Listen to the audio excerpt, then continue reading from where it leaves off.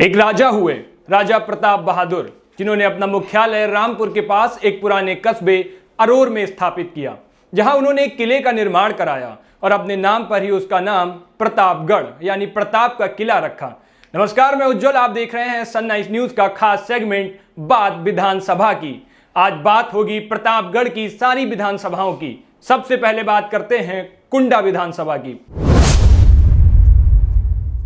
प्रतापगढ़ की कुंडा विधानसभा seat UP की सबसे हाई प्रोफाइल सीट है, क्योंकि इस सीट से यूपी के बाहुबली रघुराज प्रताप सिंह उर्फ राजा भैया चुनाव जीतते हैं। बीते 3 दशक से कुंडा विधानसभा पर राजा भैया का राज है। बीजेपी और बीएसपी यहां खूब जोर लगाती हैं, मगर आज तक यह कामयाबी किसी के हाथ नहीं लगी।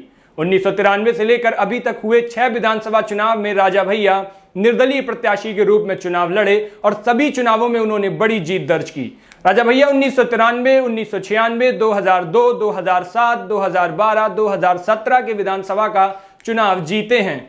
इस तरह वह इस विधानसभा सीट पर लगातार 6 बार से विधायक चुने जा रहे हैं।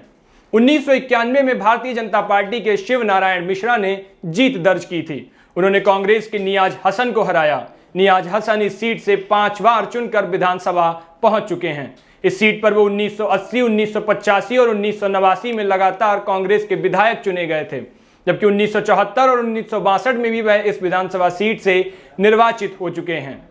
2017 विधानसभा चुनाव में निर्दलीय प्रत्याशी रघुराज प्रताप सिंह उर्फ राजा भैया को 1,36,597 वोट मिले, जबकि भाजपा के जानकी शरण को 32,950 वोट मिले।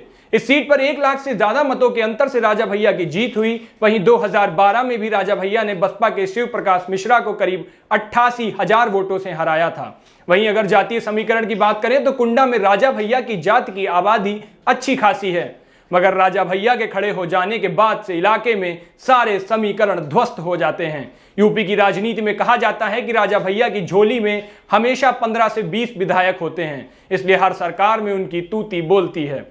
अब बात करते हैं प्रतापगढ़ की दूसरी विधानसभा रामपुर खास की। प्रतापगढ़ जिले की रामपुर खास विधानसभा सीट पर कांग्रेस का दबदबा पिछले 41 सालों से कायम है, जिसके कारण इस सीट पर अभी तक कमल नहीं खिल सका। वहीं बीजेपी के लिए यह सीट किसी बड़ी चुनौती से कम नहीं है। इस सीट पर कांग्रेस के दिग्गज नेता प्रमोद तिवारी का कब्जा है। 1980 के बाद से ही प्रमोद तिवारी इस सीट पर काबिज हैं, जिसके बाद आज तक कोई भी दूसरा दल इस सीट को जीत पाने में सफल नहीं रही है। प्रमोद तिवारी इस सीट से 10 बार विधायक बने हैं, इसलिए इनके नाम Guinness book of world record में भी दर्ज किया गया है, क्योंकि प्रमोद एक ही राजनीतिक दल से, एक ही क्षेत्र से, एक ही चुनाव चिन्ह पर लगातार चुनाव जीतने का रिकॉर्ड बनाया है। 2012 में 10वीं बार विधायक बनने के बाद उन्हें कांग्रेस पार्टी ने 2014 में सांसद बनाकर राज्यसभा भेज दिया था।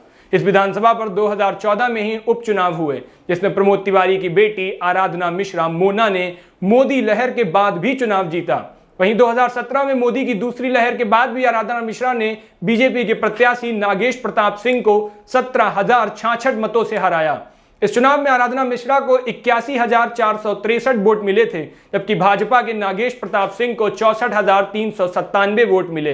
पिता से मिली विरासत के बाद आराधना मिश्रा रामपुर खास विधानसभा सीट से 2 बार विधायक भी चुनी गईं। इस चुनाव में कांग्रेस और भाजपा को छोड़कर बाकी सभी नेताओं की जमानत जब्त हो गई। अब 2022 के चुनाव में कांग्रेस को इस सीट से 2 बार की विधायक आराधना मिश्रा मोना जहां जीत की हैट्रिक लगाने को बेताब है, तो वहीं भाजपा के सामने इस सीट पर कमल खिलाने की सबसे बड़ी चुनौती है। अब बात करते हैं प्रतापगढ़ की अगली विधानसभा सीट की, प्रतापगढ़ सदर। पूर्वी उत्तर प्रदेश में आने वाले प्रतापगढ़ सदर विधानसभा क्षेत्र की पहचान आंवला की खेती को लेकर है। यहां सई नदी के किनारे बेल्हा देवी का प्राचीन मंदिर है, इसलिए इस विधानसभा सीट को बेल्हा भी कहते हैं। वहीं प्रतापगढ़ की जनता हर चुनाव में अलग अलग दल के उम्मीदवारों पर वोटों की बारिश करती है। बीते 4 चुनावों का रिकॉर्ड देखेंगे तो किसी भी दल को यहां से दोबारा मौका नहीं मिला। 2017 के विधानसभा चुनाव में अपना दल को जीत मिली थी, वहीं बीएसपी यहां से दूसरे नंबर पर रही थी, इसलिए इस बार का चुनाव भी काफी दिलचस्प होने वाला है। प्रतापगढ़ सदर विधानसभा सीट एक वीआईपी सीट भी रही है। इस विधानसभा पर 1977 से लेकर 2017 तक सबसे ज्यादा एक जाति विशेष के ही प्रत्याशियों की जीत हुई है। 1977 में इस सीट पर जनता पार्टी प्रत्याशी के रूप में संगम लाल की जीत हुई, तो वहीं 1980 में कांग्रेस पार्टी के लाल प्रताप सिंह ने जीत दर्ज की। 1985 में दोबारा लाल प्रताप सिंह विधायक बने। 1989 में ज्वाला दल के प्रत्याशी संगम लाल ने जीत दर्ज की। इस सीट पर भारतीय जनता पार्टी का खाता 1991 में खुला। पार्टी के प्रत्याशी ब्रजेश कुमार शर्मा ने ज्वाला दल के अजीत प्रताप सिंह को हराया। 1996 में इस सीट पर समाजवादी पार्टी के चंद्रनाथ सिंह की जीत हुई। फिर 2002 में भारतीय जनता पार्टी से हरि प्रताप सिंह की जीत हुई। 2007 में बसपा के संजय कपूर चुने गए। उन्होंने समाजवादी पार्टी के हाजी अब्दुल इस्लाम को हराया। 2012 में सपा के ही नागेंद्र सिंह ने बसपा के संजय कपूर को हराकर इस सीट पर कब्जा कर लिया। 2017 में इस सीट पर 14 प्रत्याशियों ने किस्मत आजमाई। वहीं मोदी लहर के चलते अपना दल से संगम लाल गुप्ता ने जीत दर्ज की। इस चुनाव में अपना दल का भाजपा के साथ गठबंधन था, जिसके चलते यह सीट अपना दल को मिली। संगम लाल गुप्ता 2019 के लोकसभा चुनाव में सांसद चुने गए तो इस सीट पर उपचुनाव हुआ। इस बार अपना दल के उम्मीदवार राजकुमार पाल की जीत हुई। उन्हें 52,949 मत मिले, जबकि सपा के ब्रजेश वर्मा को 29,721 वोट मिले। वहीं सबसे बड़ी बात यह रही कि इस सीट पर ओवैसी की पार्टी के प्रत्याशी इसरार अहमद तीसरे स्थान पर रहे। अब बात करते हैं अगली विधानसभा सीट की, बाबागंज। बाबागंज विधानसभा सीट से अभी निर्दलीय विनोद कुमार विधायक हैं। सरोज कुमार कुंडा विधायक राजा भैया के करीबी हैं। इलाके में कहा जाता है कि राजा भैया अपनी कुंडा सीट से ज्यादा बाबागंज सीट पर ध्यान देते हैं। कुछ सालों के रिकॉर्ड को देखें तो यही पता चलता है कि राजा भैया जिसे चाहते हैं वही बाबागंज का बाबा बनता है। 2017 के विधानसभा चुनाव की बात करें तो बाबागंज से निर्दलीय और राजा भैया समर्थित उम्मीदवार विनोद कुमार को कुल 87,778 वोट मिले थे। वहीं बीजेपी के पवन कुमार को 50,618 वोट मिले थे। 2012 के विधानसभा चुनाव में विनोद कुमार को 69,332 और बीएसपी उम्मीदवार महेंद्र कुमार को 27,266 वोट मिले थे। वहीं राजा भैया की वजह से सपा इस सीट पर अपना उम्मीदवार ही नहीं उतारती है। कहा जाता है कि जब तक राजा भैया निर्दलीय चुनाव लड़ते रहे हैं तब तक समाजवादी पार्टी कुंडा और बाबागंज में अपना उम्मीदवार नहीं देती है। राजा भैया ने अब अलग पार्टी बना ली है। ऐसे में चर्चा है कि इस बार सपा बाबागंज से उम्मीदवार उतार सकती है। ऐसे में राजा भैया समर्थित उम्मीदवार की जीत इस बार बाबागंज से आसान नहीं होगी। 1993 के बाद से ही इस सीट से राजा भैया समर्थित उम्मीदवार जीत रहा है। पहले इसे बिहार के नाम से जाना जाता था। 2008 के परिसीमन के बाद नाम बाबागंज हो गया।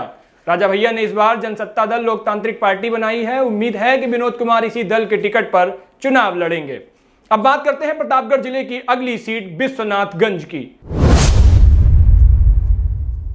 प्रतापगढ़ जिले की विश्वनाथगंज विधानसभा सीट 2012 के परिसीमन के बाद बनी। इससे पहले यह विधानसभा लक्ष्मणपुर और गढ़वारा के नाम से जानी जाती थी।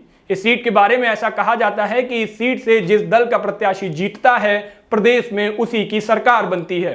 2017 के विधानसभा चुनाव में वर्तमान विधायक राकेश कुमार वर्मा को 81,899 वोट मिले थे।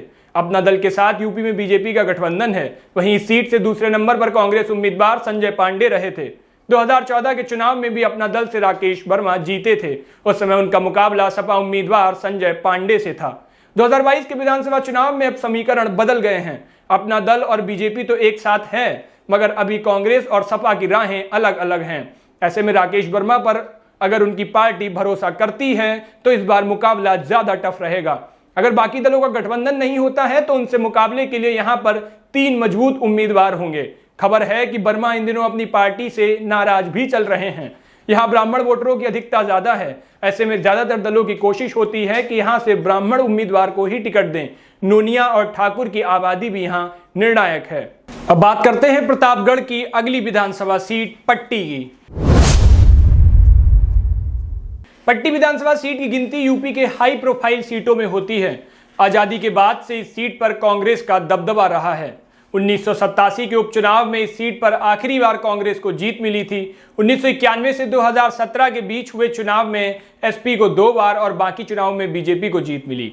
अभी इस सीट पर बीजेपी का ही कब्जा है, मगर बीजेपी उम्मीदवार को एसपी से ही कड़ी टक्कर मिलती है। इस बार के चुनाव में भी मुकाबला काफी दिलचस्प होने वाला है। 2007 में भाजपा के उम्मीदवार राजेंद्र प्रताप सिंह उर्फ मोती सिंह ने इस सीट पर जीत दर्ज की। उन्हें 42,579 मत मिले, जबकि समाजवादी पार्टी दूसरे स्थान पर रही। बसपा के कुंवर शक्ति सिंह तीसरे स्थान पर थे। उन्हें 41,000 मत प्राप्त हुए थे। मतों के इस अंतर से समझा जा सकता है कि इस सीट पर बड़ा त्रिकोणीय मुकाबला हुआ। राजेंद्र सिंह उर्फ मोती सिंह ने चुनाव में 454 वोटों से जीत दर्ज की थी। 2002 के विधानसभा चुनाव में बीजेपी के राजेंद्र प्रताप सिंह उर्फ मोती सिंह ने बसपा के मृत्युंजय को हराया। वहीं अपना दल प्रत्याशी जय सिंह तीसरे स्थान पर थे। 2012 के विधानसभा चुनाव में सपा प्रत्याशी राम सिंह को 60,434 वोट मिले थे, जबकि भाजपा के राजेंद्र प्रताप सिंह उर्फ मोती सिंह को चुनाव में 61,278 मत मिले थे। चुनाव में राम सिंह की जीत महज 156 वोटों से हुई। 2017 में भाजपा के प्रत्याशी राजेंद्र प्रताप सिंह उर्फ मोती सिंह ने जीत हासिल की। उन्होंने इस चुनाव में सपा के उम्मीदवार राम सिंह को 1,473 वोटों के अंतर से हराया। इस चुनाव में मोती सिंह को 75,011 वोट मिले थे। वहीं अगर इस सीट पर जातीय समीकरण की बात करें तो यहां पर सबसे ज्यादा ब्राह्मण और कुर्मी मतदाताओं की संख्या है। दूसरे नंबर पर यादव और राजपूत हैं, इसलिए हर दल जातीय समीकरण के हिसाब से ही उम्मीदवार का चयन करते हैं। इस क्षेत्र में अवधी बोली जाती है और इलाके में आंवले की खेती भी होती है। अब बात करते हैं विधानसभा सीट रानीगंज की। उत्तर प्रदेश के प्रतापगढ़ जिले की रानीगंज एक तहसील है। 1931 में रानीगंज के गौरा ब्लॉक में लगान बंदी आंदोलन हुआ था। यह एक बड़ा आंदोलन था। वहीं इस विधानसभा सीट की सीमा जौनपुर के मुंगरा बादशाह से जुड़ी हुई है, जिसे विधानसभा के रूप में परसीमन के बाद बदल दिया गया। जब विधानसभा सीट 2012 में परसीमन के बाद पहली बार अस्तित्व में आई, यहां 2012 के विधानसभा चुनाव में सपा ने जीत का खाता खोला। 2012 के विधानसभा चुनाव में एसपी के प्रोफेसर शिवकांत ओझा ने जीत हासिल की थी। उन्होंने बीएसपी के मंशा अहमद को शिकस्त दी थी। वहीं 2017 के विधानसभा चुनाव में बीजेपी के अभय कुमार उर्फ धीरज ओझा ने जीत हासिल की थी। उन्होंने बीएसपी के शकील अहमद खान को चुनाव हराया था। बीजेपी उम्मीदवार धीरज ओझा को 67,031 वोट मिले थे। इस सीट पर 2 चुनावों में बीएसपी का खाता नहीं खुला।